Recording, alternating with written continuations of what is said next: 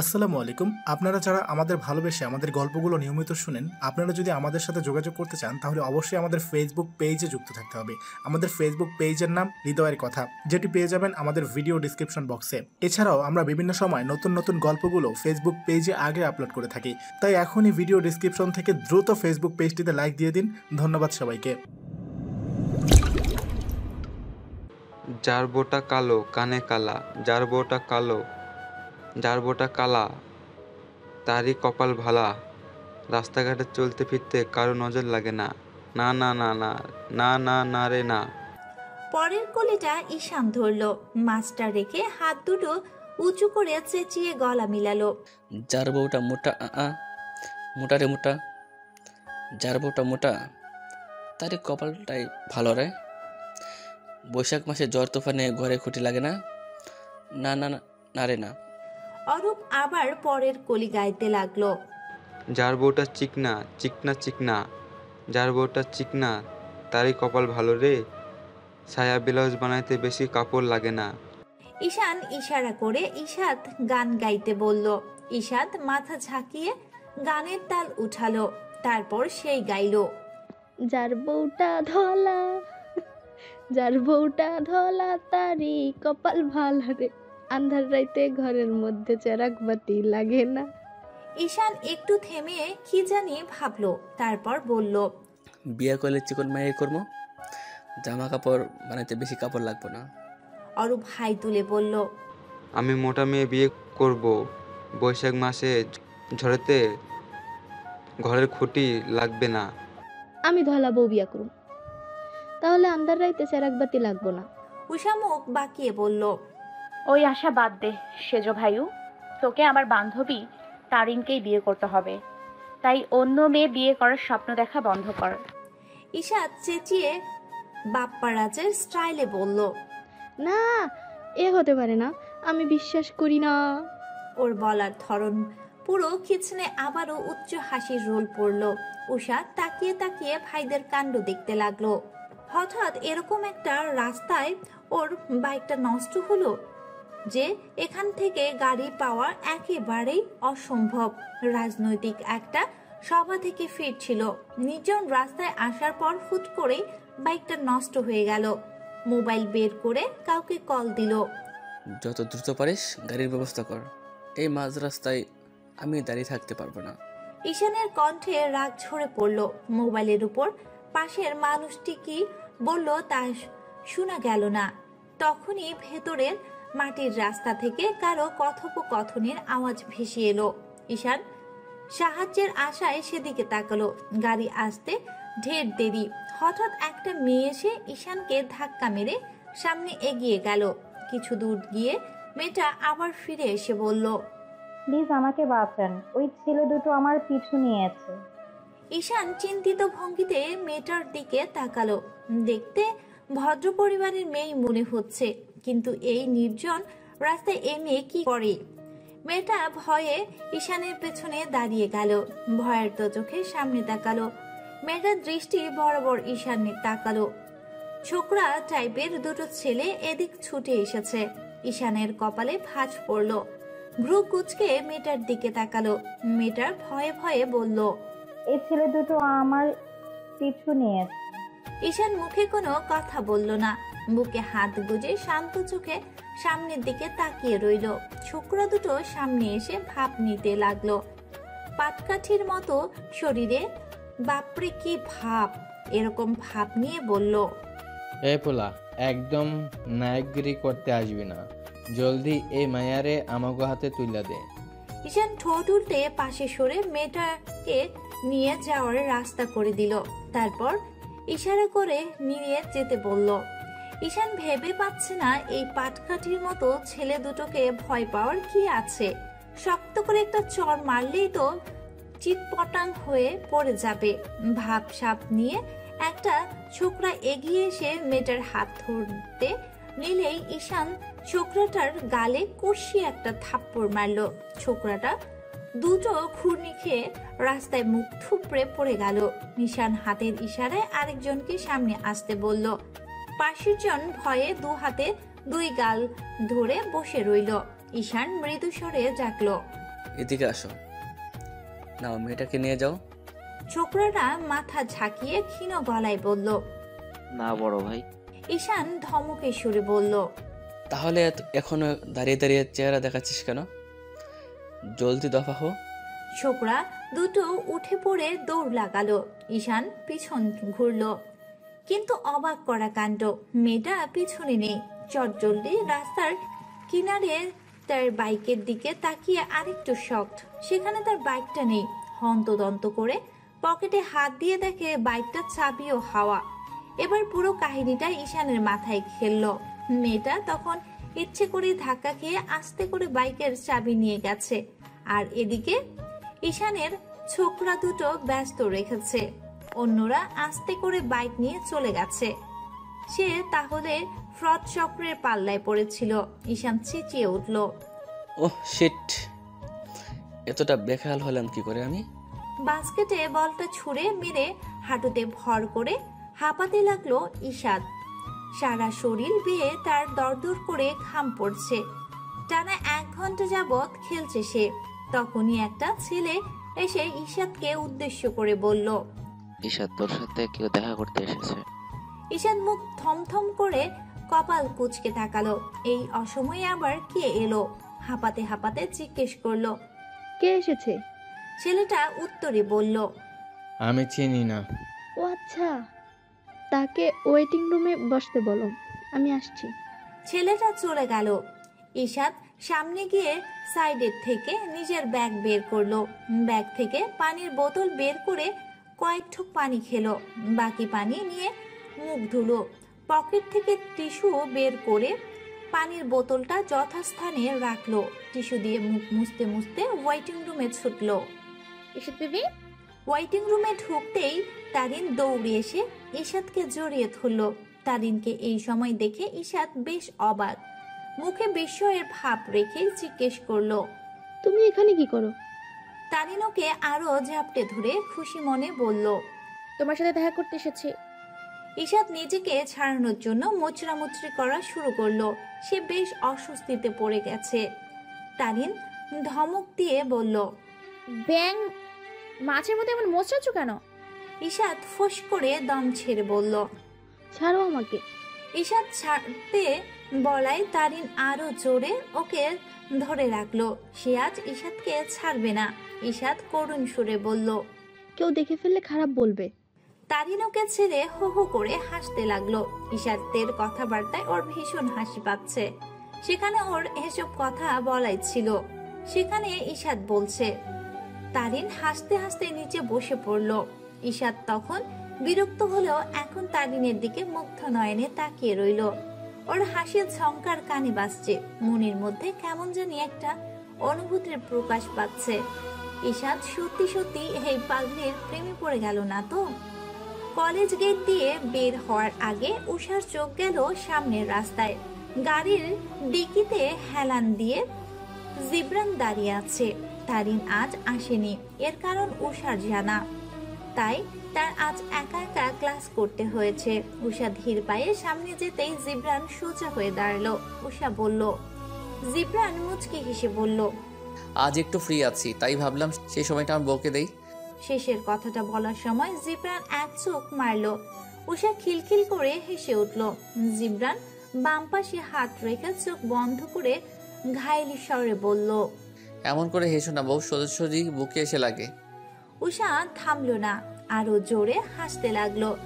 জিবরান এগিয়ে গিয়ে গাড়ির দরজা খুলে দিল। উষা কথা না বলে ভেতরে প্রবেশ করলো। জিবরান ড্রাইভিং সিটে বসে গাড়ি স্টার্ট করলো। উষা জানালা দিয়ে বাইরে তাকালো। জিবরান গাড়ি চালাতে চালাতে আর চোখে উষাকে লক্ষ্য করছে। এক সময় গলা ছেড়ে বলল, মন খারাপ নাকি উষারানী? উষা জানালার দিক থেকে মুখ সরিয়ে জিবরানের দিকে তাকিয়ে বলল, কই না তো। তাহলে চুপচাপ কেন? কি বলবো তাই খুঁজতেছিলাম। তা খুঁজে পেয়েছো? পেলাম তো। তাহলে বলে ফেলো। আমরা কোথায় যাচ্ছি? দেখি কোথায় যেতে পারি। উষা চোখ মুখ কুচকে বলল, এটা কেমন উত্তর হলো? জিবরান এক গালে হাসলো। বাম হাতে নিজের কোকড়ানো চুলগুলো পেছনের দিকে ঠেলে আবার দু হাতে গাড়ি চালাতে লাগলো। উষার কথার উত্তর দিল না। উষা কিছু সময় অপেক্ষা করে উত্তর না পেয়ে ধৈর্যহারা সুরে বলল, কি হলো বললেন না? জিবরান রহস্যময় হাসি দিল। উষার গাল ফুলিয়ে আবারও জানালার দিকে নজর দিল। জিবরান মুচকি হেসে তার বাম হাতটা সিটের উপর থাকা উষার ডান হাতের উপর রাখলো। উষা ঝাড়া মেরে হাত সরিয়ে নিতে চাইলে জিবরান শক্ত করে ধরে রাখলো। উষা কয়েকবার চেষ্টা করেও যখন জিবরানের হাতের মুঠো থেকে নিজের হাত ছাড়াতে পারল না, তখন সে হাল ছেড়ে দিল। জিবরান উষার কাণ্ড দেখে মিটিমিটি করে হাসতে লাগলো। বেশ কিছু সময় পর গাড়ি এসে থামলো একটা রেস্টুরেন্টের সামনে। পার্কের মধ্যে সবার সামনে হুট করে জিবরান উষাকে কোলে তুলে নিল। উষা হকচকিয়ে গেল। ভাইদের সামনে জিবরান এমন একটা কাণ্ড করে বসবে তা সে বুঝতে পারেনি। লজ্জায় কুকড়ে গেল। ঈশাত অরূপ একসাথে ওহো বলে চেঁচিয়ে উঠল। উষা নামার জন্য মুচড়ামুচড়ি শুরু করতেই জিবরান ধমক দিয়ে বলল, একদম নড়াচড়া করবা না, যেভাবে আছো সেইভাবেই থাকো, নয়তো ফেলে দিব। ঈশান হাত দুটো উপরে তুলে হাই তুলতে তুলতে বলল, এটাকে কোলে নেওয়ার কি দরকার? ওই ঝোপঝাড়ের মধ্যে ফেলে দিয়ে যাও। জিবরান একবার উষার দিকে তাকিয়ে ঈশানকে বলল, না ভাই, এটাকে ফেলে দিলে পরে আমি কান্না করব। অর্ণব আদিল এক পলক ওদের দিকে তাকিয়ে চোখ নামিয়ে ফেলল। দ্রুত সেখান থেকে কেটে পড়ল। উষা লজ্জায় পাবে বলে। এক হিসেবে খুশিও হলো, বোনের জন্য সঠিক মানুষ নির্বাচন করতে পেরেছে। পূর্ব দিকে জিনিয়া, অনল, অথই ঘাসের উপর বসে গল্প করছে আর বাদাম খাচ্ছে। তারা সেদিকে চলে গেল। অরূপ আফসোসে সুরে বলল, আজ একটা বউ নাই বলে এভাবে কোলে তুললে ঘোরাতে পারি না। ঈশা তো সুর মিলালো, ঠিক বলেছিস অরূপ, আজ কেউ নেই বলে। ঈশাতের শেষ কথাটা আফসোসে ফুটে উঠল। ঈশান তা শুনে বলল, কত মেয়ে তোর জন্য পাগল হয়ে আছে, সেখান থেকে একটাকে পাত্তা দিলেই তো হয়। তারিন কিন্তু মেয়ে হিসাবে খারাপ নয়। অন্যদিকে তারিনের কথা শুনে ঈশাত ফুস করে উঠত, কিন্তু আজ তেমন প্রতিক্রিয়া দেখা গেল না। তাতে অরূপ ঈশাত দুজনেই একটু অবাক হলো। অরূপ ভ্রু কুচকে বলল, ঘটনা কি ইসরাত? আজ তরিনের কথা শুনে তোর রিয়াকশন স্বাভাবিক কেন? ঈশান কাঁধ দিয়ে ঈশাতকে ধাক্কা দিয়ে অরূপকে বলল। কুছ কুছ হোতা হে। ঈশাত কোনো উত্তর দিল না, মুচকি হাসলো। এতে দুজন ওকে জেকে ধরল আসল কাহিনী জানতে। জিবরান উষাকে কোলে তুলে হাঁটতে হাঁটতে অনেক দূর চলে এসেছে। উষা নিচু স্বরে জিবরানকে বলল, এবার নামিয়ে দিন, আমি হাঁটতে পারবো। জিবরান চোখ পাকিয়ে তাকাতেই উষা চুপ হয়ে গেল। সব ভাই বোন এসেছিল ছুটির দিনে সামনে একটা পার্কে ঘুরতে। হঠাৎ করে একটা ছোট ইটের টুকরোর সাথে উষার পা বাঁকিয়ে মুচকে গেল। তাই সে হাঁটতে পারছিল না। এই কারণে সবার সামনে জিবরান ওকে কোলে তুলে নিল। কিছু দূর যাওয়ার পর সিমেন্টের বসার জায়গা দেখতে পেল জিবরান। অনেকে ওদের দিকে তাকিয়ে আছে। তাতে উষার অস্বস্তি পড়লেও জিবরানের কিছু আসে যায় না। জিবরান সেখানে নিয়ে উষাকে বসালো। ওদের ক্রস করে বাদামওয়ালা যেতে নিলে তাকে দেখে বাদাম কিনে নিল। টাকা পরিশোধ করে উষার দিকে বাদাম এগিয়ে দিয়ে বলল, নাও বাদাম খাও। উষা নাক কুচকে বলল, ভালো লাগছে না। জিবরান ব্যস্ত হয়ে জিজ্ঞেস করলো, পা ব্যথা করছে? উষা মাথা নাড়িয়ে না বোঝালো। তারপর জিবরানের কাঁধে মাথা হেলিয়ে দিয়ে বলল, এখন ভালো লাগছে। জিবরানের ঠোঁটের কোণে হালকা হাসি দেখা গেল। সে এখন মনোযোগ সহকারে বাদামের খোসা ছাড়াতে ব্যস্ত। প্রেয়সী তার কাঁধে মাথা রেখেছে, এতে তার মনে অন্যরকম প্রশান্তি কাজ করছে। আরান ভেতরে ঢুকতেই তার মুখে একটা খুশি পড়ল। তারপর একের পর এক পড়তেই থাকলো। সে মার খাচ্ছে তাতে তার কষ্ট নেই, কিন্তু যে মার দিচ্ছে তাকে দেখে সে বেশি অবাক হলো। হাত দিয়ে বাধা দিতে জিজ্ঞেস করলো, কি হয়েছে ভাই, আমাকে মারছো কেন? কি করেছি আমি? মাসফি এক দফা মেরে হয়রান হয়ে হাঁপাতে লাগলো। আরান পায়ের কাছে বসে জিজ্ঞেস করেই যাচ্ছে, কি হয়েছে ভাই? কিন্তু মাসফি কোনো উত্তর দিল না। রাগে ওর চোখ মুখ লাল টকটকে বর্ণ ধারণ করেছে। আরান আবারও করুণ সুরে জিজ্ঞেস করলো, ভাই আমি কি করেছি বলো না, আমার অপরাধটা কি? তুমি আমায় মারলে কেন? মাসফি হাত মুঠ করে রাগ কন্ট্রোল করে বলল, বাঁচতে চাইলে চোখের সামনে থেকে সর, নয়তো তোর অবস্থা কি হবে আমি নিজেও জানি না। আমার অপরাধটা তো বলবে। মাসফি হুঙ্কার দিয়ে বলল, তুই জানিস না তুই কি করেছিস? আরান মাথা নাড়িয়ে বলল, সত্যি আমি জানি না। মাসফি রাগে আরানের কলার ধরে বলল, তুই কোন সাহসে অদিতির ঔষধ পাল্টে সেখানে ড্রাগ মেশানো ঔষধ রেখেছিস? আরান যেন আকাশ থেকে পড়ল। কি বলে এসব? সে কেন অদিতির ওষুধ পাল্টিয়ে ড্রাগস মেশানো ওষুধ রাখবে? আরান অবাকের সুরে বলল, কি বলছো এসব ভাই? তোমার মাথা ঠিক আছে? আমি অদিতি আপুকে নিজের বোনের চোখে দেখি, নিজের বোনের জন্য আমি এরকম ঘৃণিত কাজ করবো কেন? তাহলে অন্য কেউ মেশায়? তুই ঔষধগুলো আনিস, তাহলে অন্য কেউ কিভাবে মিশাবে? আরান এবার জোর গলায় বলল, তুমি এমনটা ভাবলে কি করে ভাই? আমার মাথায় তো এসব খেলেই নি, সেখানে আমি এই কাজ করব? ওষুধগুলো প্রতিবার পাপা আমার হাতে দিয়ে তোমার কাছে পৌঁছে দিতে বলে। যেভাবে পাপা দেয় আমি সেভাবে তোমার কাছে দিয়ে যাই। আমি একদিন প্যাকেট খুলেও দেখিনি। মাসফি কপাল কুঁচকে আরানের দিকে তাকালো। আরানের মুখ দেখা বোঝা যাচ্ছে সে মিথ্যে বলছে না। তার চোখ দুটো তার জানান দিচ্ছে। আর বোনের টেনশনে সে তো তার চাচার কথা ভুলেই গিয়েছে। তাহলে কি এসব তার চাচা করেছে? কিন্তু চাচাকে জিজ্ঞেস করতে আরনের নাম কেন বলল? নিজের ছেলেকে ফাঁসিয়ে তার কি লাভ? মাসফি এবার মনের হচ্ছে বিশাল বড় একটা ঘাপলা চলছে তার অগোচরে। এর সন্ধানে নামতে হবে। সবকিছু না জেনে চাচার কথায় আরানকে সে শুধু শুধু মারলো। এগিয়ে এসে আরানকে বুকে জড়িয়ে নিল। আরান অভিমানী সুরে বলল, একদম ধরবে না আমায়, অনেক জোরে মেরেছো। মাসফি অসহায় চোখে বলল, সরি রে ভাই, বোনের চিন্তায় মাথা ঠিক ছিল না। তুমি ভাবলে কি করে আমি এমন কাজ করব? কোনোদিন কি অদিতি আপুকে আমি অন্য নজরে দেখছি? তাকে আমি নিজের বোন মনে করি। মাসফির এখন খারাপ লাগা শুরু করলো। বেচারাকে মেরে অবস্থা কি করেছে। দৌড়ে ফার্স্ট এড বক্স এনে ভাইয়ের সেবা করতে লেগে পড়লো। মনে মনে পণ করলো যে সবকিছুর পেছনে আছে তাকে সে খুঁজে বের করবেই। আরান এক দৃষ্টিতে ভাইয়ের দিকে তাকিয়ে রইল। একটু আগেও ভুল বুঝে মেরে এখন নিজেই অ্যান্টিসেপটিক লাগাচ্ছে। অবশ্য এই জায়গায় মাসফির বদলে অন্য কেউ হলে তাকে মেরে লাশ বানিয়ে ফেলতো আরান। কিন্তু মাসফির গায়ে সে হাত তুলে না। এই ভাই তার কাছে সব। বাবার চেয়ে বেশি সে মাসফিকে ভালোবাসে। বড় ভাইয়ের জায়গায় যে তাকে দিয়ে রেখেছে। 3 রাস্তার মোড়ে চিপা গলির সামনে দাঁড়িয়ে অরূপ এদিক সেদিক তাকাচ্ছে। তার চোখের চোরা দৃষ্টি সাবধানে সব দিকে চোখ বুলিয়ে যাচ্ছে। হাত ঘড়ির দিকে বারবার তাকায়, সময় দেখছে। তবে তার মুখে স্পষ্ট বিরক্তর ভাব। দাঁতে দাঁত চেপে বিরক্তি নিয়ে বিড়বিড় করে বলল, আর কত সময় লাগবে? আসছে না কেন? কার জন্য অপেক্ষা করছে, কেন অপেক্ষা করছে তা বোঝা যাচ্ছে না। তবে সে খুব গুরুত্বপূর্ণ কোনো কাজে আসছে এমনই মুখের ভাব। দুপুরের রোদে তার মুখ ঘেমে নেমে একাকার।